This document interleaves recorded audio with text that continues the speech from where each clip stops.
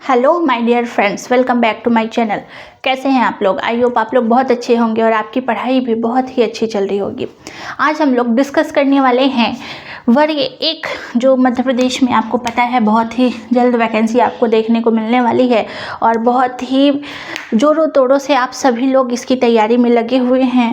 और यह जो है थोड़ा सा हम आपको बताएंगे क्योंकि बहुत ही ज़्यादा कमेंट आ रहे हैं लोगों को पढ़ाई को लेकर के, स्मार्ट वर्क कैसे करें, क्योंकि सभी लोग पढ़ रहे हैं लेकिन क्या कर रहे हैं, वो घिसी पिटी पढ़ाई कर रहे हैं। वहीं या तो वीडियोस देख रहे हैं या तो कोई किताब ले रहे हैं, तो उसका पहले पन्ने से लेकर के आखिरी पन्ने तक लगे हुए हैं उसको ख़त्म करने में, ठीक है, जो कि बिल्कुल गलत है।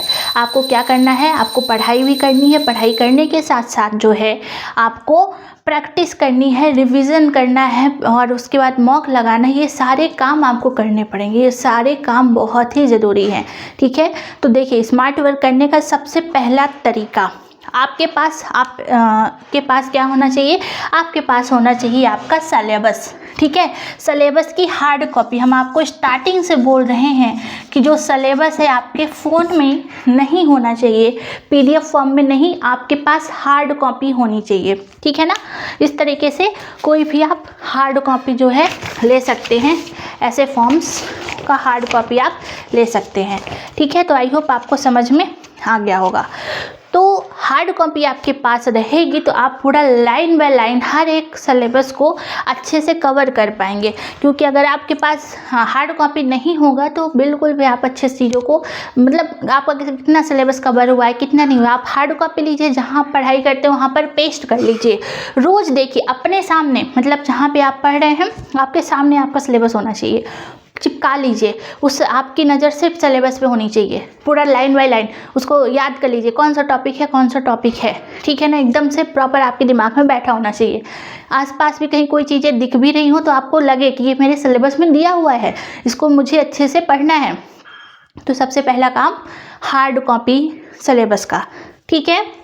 फिर दूसरा काम कि आपके पास PYQ होनी चाहिए। PYQ से रिलेटेड बहुत सारे मिल नहीं रहे हैं, आपको क्वेश्चन मिल नहीं रहे।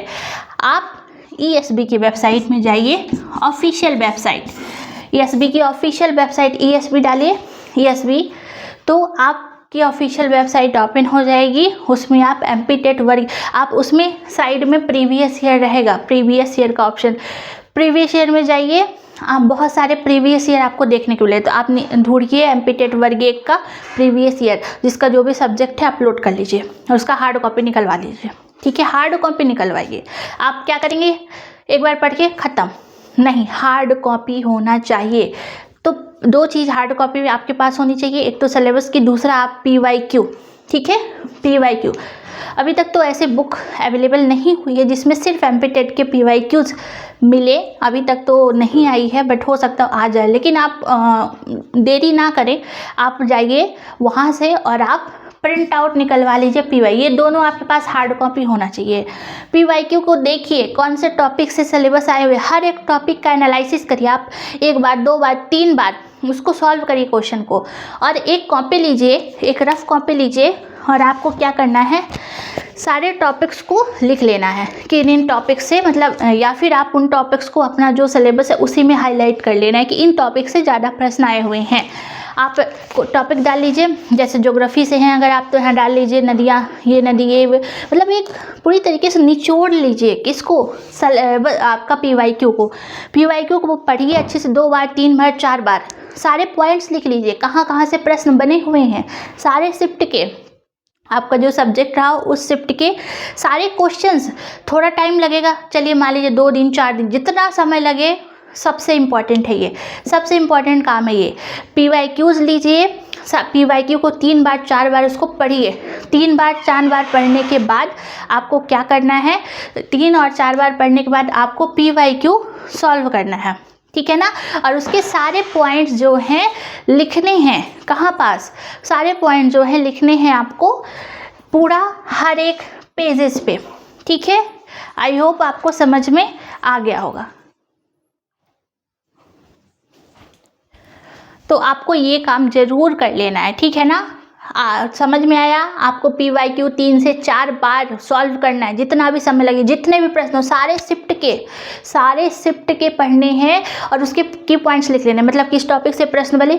अगर नए प्रश्न है आपको पहली बार दिख रहे हैं उसको भी लिख लीजिए, सारे टॉपिक्स को लिख लीजिए, सारे टॉपिक्स 2-4 पेज 10 पेज एक कॉपी ही बना लीजिए PYQ की, एक कॉपी बना लीजिए आप PYQ और उसमें लिख लीजिए किस पॉइंट से क्वेश्चन बने हैं।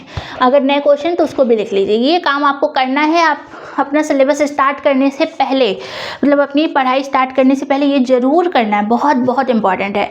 PYQs लीजिए, 3-4 बार पढ़िए, उसके सारे इंपॉर्टेंट पॉइंट्स को लिख लीजिए, कहाँ कहाँ से क्वेश्चंस आए हुए हैं।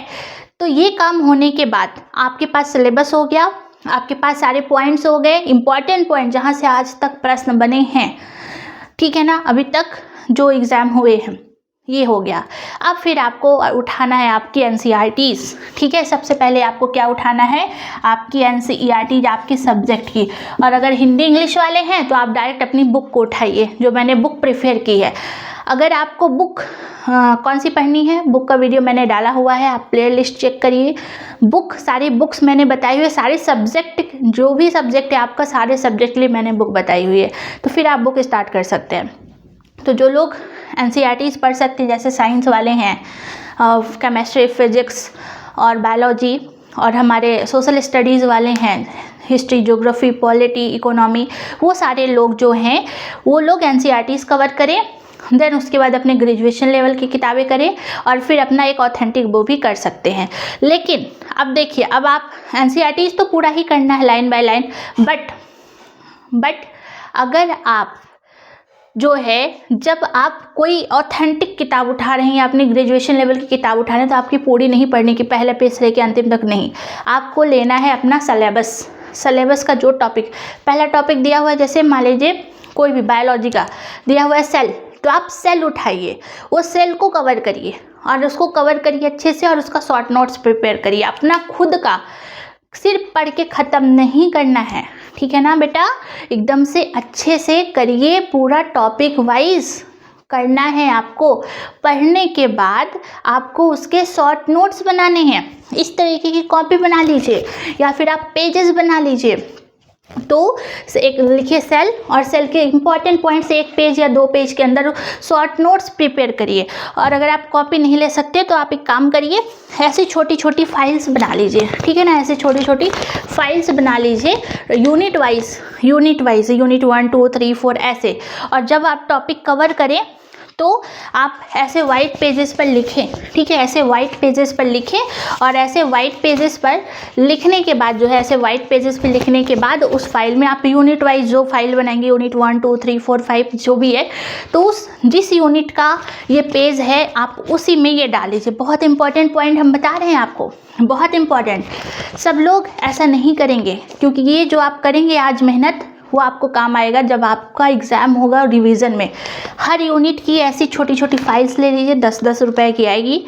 ऐसी फाइल्स यहाँ लगा लीजिए, यूनिट 1, यूनिट 2 ऐसे करके ऐसे पेस्ट कर लीजिए। देन उसके बाद आपको क्या करना है, ठीक है, इस तरीके के हम आपको दिखा रहे हैं, देखिए इस तरीके का आप पेस्ट कर लीजिए कि ये जो है यूनिट 1 का है, ये यूनिट 2 का है।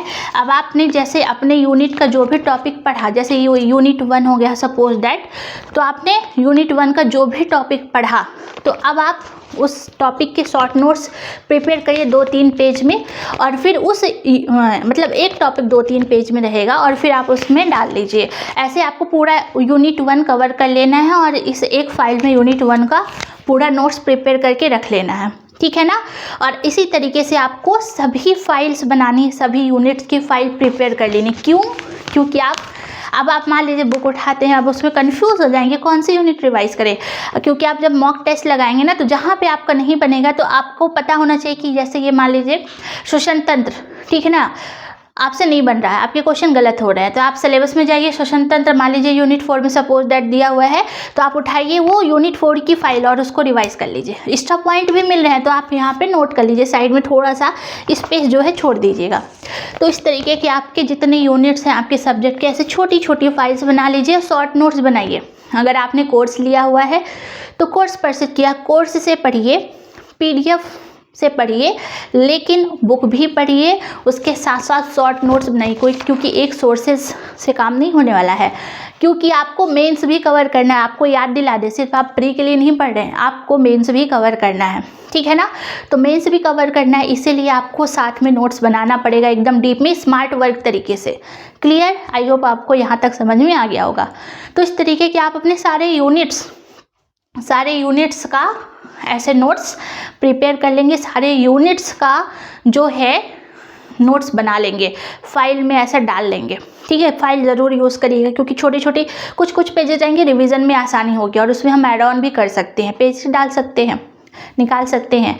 तो ये काम आपको करना होगा। इस तरीके से आपको अपना पूरा सिलेबस कवर करना होगा। आपके पास जो भी बुक्स है एनसीईआरटी के बाद, अगर आपके पास अरिहंत पब्लिकेशन की बुक है तो उसको आप करिए। आपका कोई भी सब्जेक्ट है, अरिहंत पब्लिकेशन की बुक, क्योंकि कुछ जैसे सोशियोलॉजी हो गया, संस्कृत हो गया, और भी ऐसे सब्जेक्ट है जिनकी बुक्स और अवेलेबल नहीं है, तो वो अरिहंत पब्लिकेशन की बुक आपको मिल जाएगी एमपी गवर्नमेंट के थ्रू, एसबी के वेबसाइट के आधार पर ही उसको पब्लिश किया गया है, इस वजह से, ठीक है। और उसके साथ साथ हमने आपको बताया था यूथ पब्लिकेशन की ये किताब लेनी है फॉर प्रैक्टिस के लिए, ये लेना है आपको, ठीक है। प्रैक्टिस आपको करनी है, क्योंकि जब आप इस तरीके से अपना सिलेबस जब कवर कर लेंगे तो फिर आप क्या करेंगे, सबसे पहले तो आपने PYQ किया, एनालिसिस किया अच्छे से, उसको एक डायरी में पूरा टॉपिक्स को आपने लिखा। उसके बाद आपने इस तरीके से फाइल्स बनाई, अपना पूरा सिलेबस को अच्छे से कवर किया, ठीक है। फिर जब सिलेबस कवर हो जाए तो आपको क्या करना है, रिवीजन। आप यूनिट वाइज हफ्ते में कम से कम उठाइए, पिछले यूनिट की फाइल उठाइए, उसको रिवाइज करिए, ठीक है। मतलब कि सिर्फ आपको, अब देखिए ना, टुकड़ों में मैंने तोड़ दिया, अब आपको रिवीजन पूरा नहीं करना पड़ेगा। आप एक यूनिट की फाइल उठाइए, उसको रिवाइज कर लीजिए। आपकी जो पिछली यूनिट कवर है उसकी फाइल उठाइए, बस आपको एक फाइल उठानी है और उसको रिवीजन करना है इस तरीके से। बस कितना आसान है, बस रिवीजन करते। और भी अगर आपको कहीं और अदर उस टॉपिक से रिलेटेड फैक्ट मिलते हैं तो आप इसे में डाल लीजिए, तो बहुत रिवीजन भी बहुत आसानी से हो जाए, क्योंकि आप पढ़ते जाएंगे, रिवाइज नहीं करेंगे तो कोई मतलब नहीं निकलेगा। तो रिवीजन बहुत इंपॉर्टेंट है, क्योंकि लास्ट टाइम में आपको 30% नया पढ़ना, लेकिन 70% पिछला पूरा रिवाइज करना रहेगा, ठीक है। तो जब ये सब कुछ हो जाए तो फिर आपको मॉक प्रैक्टिस करनी है। मॉक प्रैक्टिस हम लास्ट में बताएंगे कहाँ से आपको कैसे करनी है, क्योंकि बहुत अच्छी फिर टेस्ट सीरीज अवेलेबल हो जाएंगी, तो वो लास्ट में डिस्कस करेंगे हम लोग। तो फिर आप लास्ट में प्रैक्टिस कर सकते हैं, MCQ प्रैक्टिस कर सकते हैं पूरा इस तरीके से। उसके बाद जो है पूरा हम लोग का सिलेबस कवर हो जाएगा, रिवीजन आपका अच्छे से हो जाएगा, प्रैक्टिस हो जाएगी, और प्रैक्टिस होने के बाद आपका एग्ज़ाम में कॉन्फिडेंस यहाँ से यहाँ हो जाएगा। यकीन मानिए, आप इस तरीके से करके देखिए, आप 1 महीने इस तरीके से करके देखिए, आपके अंदर खुद कॉन्फिडेंस हो जाएगा। क्योंकि कॉन्फिडेंस तभी आएगा जब आप खुद बैठेंगे, किताबों से जूझेंगे, लिखेंगे, नोट्स प्रिपेयर करेंगे, मॉक प्रैक्टिस करेंगे, रिवाइज करेंगे, रटेंगे उसको, तभी कॉन्फिडेंस हाई होगा। सिर्फ वीडियो लेक्चर्स या कोर्स लेकर के उसको देखने से नहीं होने वाला कि बस सुन रहे हैं, सुनते जा रहे हैं और 2 दिन बाद वो सब साफ। तो आपको पढ़ना होगा, नोट्स बनाने होंगे, शॉर्ट नोट्स बनाने होंगे, बार बार उसको रिकॉल करना पड़ेगा, ठीक है। उसके बाद आपको लास्ट में प्रैक्टिस भी करनी होगी, अभी से लेके एग्ज़ाम तक। तो प्रैक्टिस का फिर हम बाद में अलग से वीडियो लेकर के आएंगे, और इसी तरीके से बहुत सारे हेल्पफुल वीडियो हम आपके लेकर के आने वाले हैं। और दोनों सब्जेक्ट के, तो मैंने पार्ट 2 की बात की है, यानी 120 नंबर का जो है आपका पार्ट B, उसका डिस्कशन किया है। पार्ट A को भी साथ में लेके चलना है आपको। एक सब्जेक्ट उठाइए, उसको भी 1-2 घंटे रोज़ दीजिए, ठीक है ना। उसकी भी मैंने पूरी बुक लिस्ट डाली हुई है, बुक लिस्ट वाले वीडियो में, वहाँ से चेक करिए, और पूरा का पूरा इसको भी लेके चलिए, दोनों को लेकर के चलना पड़ेगा, ठीक है। क्योंकि क्वेश्चन फिक्स नहीं है, इसमें दिया है कि 30 क्वेश्चंस रहेंगे, लेकिन थोड़े ज़्यादा कम हो सकते हैं। तो आपको सारा सब्जेक्ट पढ़ना, बहुत कुछ है, बहुत कम समय बचा हुआ है। जो लोग को लगता है अभी तो नोटिफिकेशन ही नहीं आया, बहुत ज़्यादा समय है, ऐसा नहीं है। जैसे ही नोटिफिकेशन आएगा, फॉर्म फिलिंग स्टार्ट, तुरंत एग्ज़ाम, वो समय आपको नहीं मिलने वाला है। जितना ज़्यादा जल्दी हो सके आप पढ़ाई स्टार्ट कर दीजिए, अपने सिलेबस को कवर करिए। कोई भी प्रॉब्लम हो रही हो नीचे कमेंट में ज़रूर बताइएगा। और हाँ, आप लोग का एक हम टाइम टेबल वीडियो भी लेकर के आएंगे, बहुत सारे लोगों ने कमेंट किया है, तो हम इस तरीके का लेकर के आएंगे। आप गृहिणी हैं या वर्किंग जॉब में है तो अपने अकॉर्डिंग टाइम को सेट कर पाएंगे, तो हम नेक्स्ट वीडियो में फिर डिस्कस करेंगे। तो ऐसे ही बहुत सारी हेल्पफुल वीडियो हम आपके लिए लेकर के आने वाले हैं वर्ग 1 के लिए। तो अगर आप चैनल पर नए हैं तो सब्सक्राइब कर लीजिए और नीचे कमेंट में ज़रूर बताइए कोई प्रॉब्लम इश्यू हो रहा हो। फिर मिलते हैं नेक्स्ट वीडियो में। Thank you so much. जय हिंद।